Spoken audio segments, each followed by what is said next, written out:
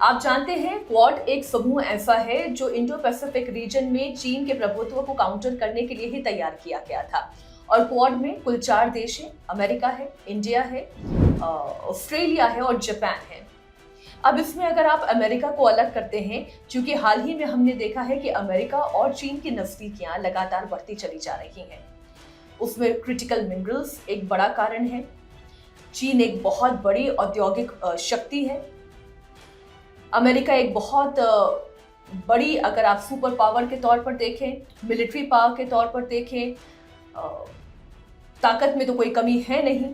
और यूएस जो कि पिछले कई सालों से एक ऐसी रणनीति पर काम कर रहा था जहां पर वो चीन के बढ़ते हुए प्रभुत्व को कम कर सके। अब धीरे धीरे डोनाल्ड ट्रंप की रणनीति में एक शिफ्ट दिखाई दे रहा है।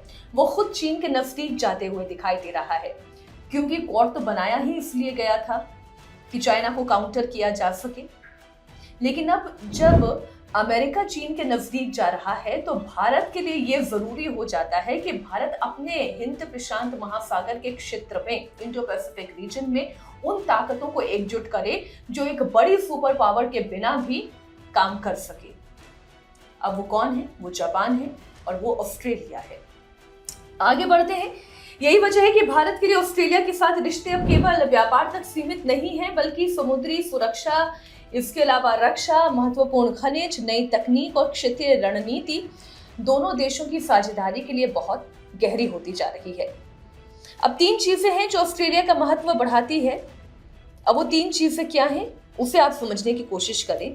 भारत ने पिछले 1 दशक में अपने इंडो पैसिफिक नीति में बदलाव जो है वो लेकर आए हैं। अब वो बदलाव कैसे है कि बाहरी देशों के साथ जो संबंध भारत मजबूत कर रहा है वो उस पूरे इलाके के ज्योग्राफी में भी मजबूत होता जा रहा है। वो कैसे हो रहा है और वो चाइना की चिंता कैसे बढ़ा रहा है, इसके ऊपर सबसे पहले बात करते हैं। तो एक तो पहले मैंने बताया आपको रणनीतिक घेराबंदी दिखाई दे रही है। वो रणनीतिक घेराबंदी क्वाड के रूप में। क्वाड गठबंधन को चाइना जो है हमेशा से एक एशियन नाटो की तरह देखता आया है। एक यूरोपियन नाटो है जिसे रशिया अपना दुश्मन मानता है, लेकिन क्वाड को चाइना शुरुआत से एशियन नाटो की तरह देखता आया है जो कि चाइना के अगेंस्ट है। अब इसमें भारत, जापान, ऑस्ट्रेलिया, अमेरिका मिलकर रणनीतिक सहयोग बनाते हैं, समुद्री सुरक्षा को लेकर सहयोग बनाते हैं, रक्षा अभ्यास करते हैं, चीन की विस्तारवादी नीतियों के खिलाफ लड़ते हैं और जापान इसमें सबसे ज्यादा मुखर होकर दिखाई देता है। लेकिन अब जैसा मैंने आपको बताया कि अमेरिका और चीन की नजदीकियां बढ़ती जा रही हैं, तो भारत अब एक नई रणनीति पर काम कर रहा है। अब वो रणनीति क्या है? ऑस्ट्रेलिया के दौरे से पहले जापान के प्रधानमंत्री भारत के दौरे पर आई थी और उसके बाद भारत के प्रधानमंत्री नरेंद्र मोदी का दौरा इंडोनेशिया का हुआ। अब इसे मैं आपको समझाती हूँ। दरअसल 3 क्षेत्र हैं, जिसमें से एक है मलक्का, एक है सुंडा और एक है लोम्बोक स्ट्रेट। अब ये जो 3 स्ट्रेट हैं, हिंद महासागर और प्रशांत महासागर के बीच के ये तीनों स्ट्रेट जो हैं, ये आप यूं समझ लीजिए ये चाइना के लिए मुख्य प्रवेश द्वार है। और चाइना के लिए ये इसलिए इम्पोर्टेंट हो जाता है कि 80% जो ऊर्जा का आयात होता है ये इसी के जरिए, यानी कि मलक्का, सुंडा और लोम्बोक के जरिए ही इस पूरे स्ट्रेट से गुजरते हुए वो 80% का जो है वो कारोबार चाइना तक पहुंचता है। अब इन महत्वपूर्ण जलमार्गों पर चीन की निर्भरता की वजह से भारत और उसके सहयोगी देश एक मजबूत रणनीतिक बढ़त बनाने की कोशिश कर रहे हैं।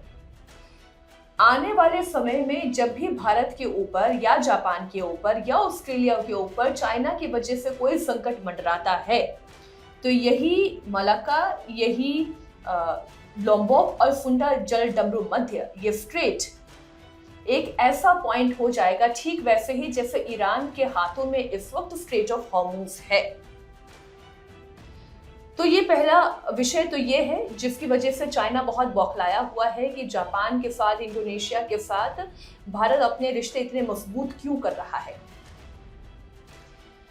और अब आगे देखिए, दूसरा विषय जो आता है, जो चीन की चिंता बढ़ाता है और अमेरिका की भी चिंता बढ़ाता है, वो क्रिटिकल मिनरल्स को लेकर है। वो खनिज को लेकर है, ऑस्ट्रेलिया और भारत के बीच में हो रहे समझौते को लेकर है।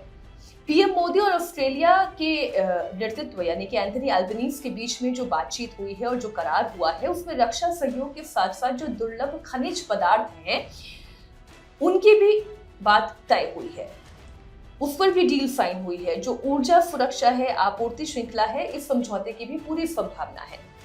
ऑस्ट्रेलिया लिथियम और बाकी जो खनिज पदार्थ हैं उसका उत्पादक है।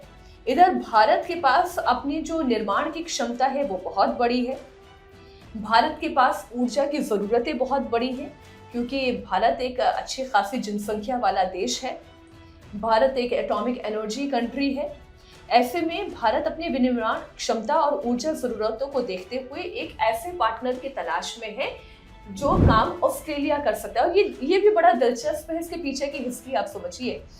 न्यूक्लियर पावर के तौर पर अगर हम देखें, भारत और ऑस्ट्रेलिया दोनों उपनिवेशवाद यानी कि ब्रिटिश कॉलोनियलिज्म के शिकार रहे।